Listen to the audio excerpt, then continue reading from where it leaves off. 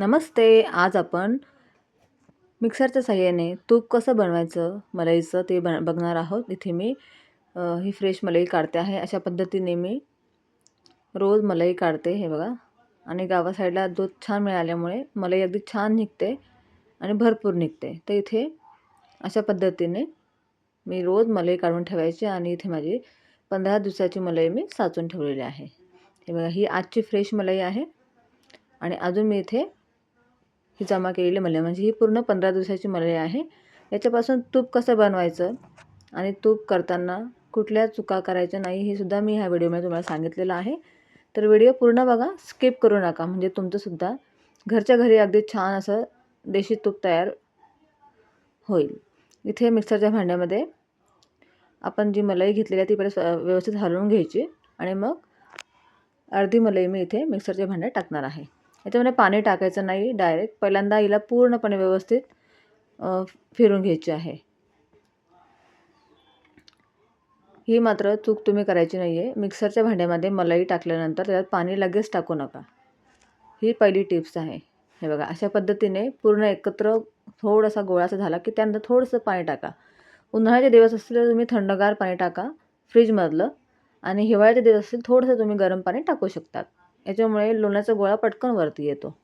हे बघा, अशा पद्धतीने अजून थोडं थोडं पाणी टाकायचं. एकदम पाणी जर तुम्ही ओतलं तर तुमची जे मलईचं जे दूध असतं ते पातळ होतं. मग नंतर त्याचा गोळा व्हायला खूप वेळ लागतो. त्याच्यामुळे ना थोडं थोडं करून पाणी टाका. त्यानंतर असं बघा, आपोआप लोण्याचा गोळा वरत्यावर येतो आणि पाणी एका साईडला होऊन जातं. कोणी कोणी काय करतं, तूप करताना एकदम मलई टाकल्यानंतर लगेच पाणी ओतून देतात. त्याच्यामुळे काय होतं, तूप लोण्याचा गोळा यायला खूप वेळ लागतो आणि त्याच्यामुळे लोणी काढायला खूप वेळ जातो. अशा पद्धतीने तुम्ही जर केलं तर अगदी झटपट, अगदी 10 मिनिटामध्ये तुमचा लोणी तयार होईल. हे बघा, अशा पद्धतीने.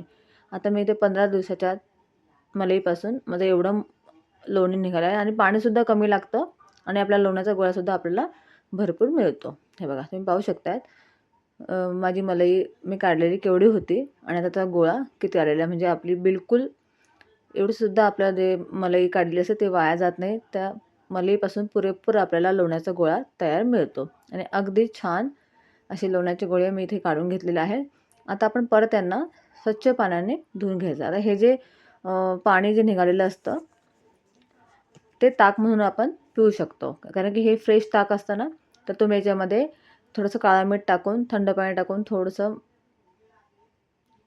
मिक्स करून याला पिऊ शकतात, किंवा याच्यामध्ये दही टाकून तुम्ही याचा ताकसुद्धा बनवून याची कढी बनवू शकतात.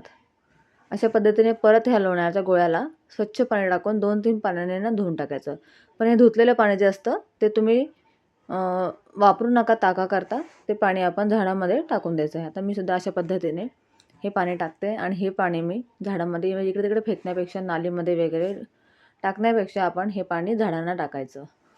म्हणजे पायदळी पण येत नाही आणि झाडांनासुद्धा पाणी मिळतं.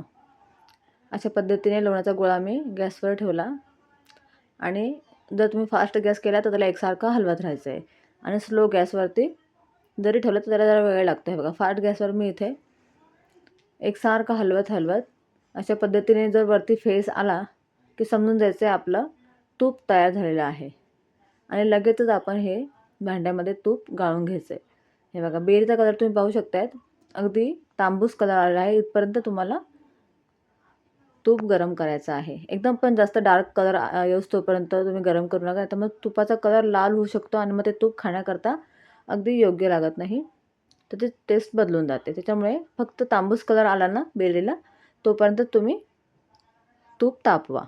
म्हणजे आपलं तूप हे अगदी छान दाणेदार येतं आणि हे तूप अगदी घरगुती देशी आपलं तयार तूप तयार झालेलं आहे. तुम्ही पाहू शकता किती पांढरशुभ्र आपलं म्हशीच्या दुधापासून आलेलं तूप तयार झालेलं आहे. अशा पद्धतीने मी दरवेळेस घरच्या घरीच तूप बनवते. आता ह्या बेरीचा उपयोगसुद्धा तुम्ही करू शकतात. मी तुम्हाला याची रेसिपी माझ्या चॅनलवर टाकलेली आहे की बेरीपासून तुम्ही मिठाई कशी बनवू शकतात, आणि तूपसुद्धा मी तुम्हाला हाताने सुद्धा कसं बनवायचं ते पण दाखवलेलं आहे. जर तुम्हाला हा व्हिडिओ आवडला असेल तर लाईक, शेअर, सबस्क्राईब नक्की करा. Bye bye.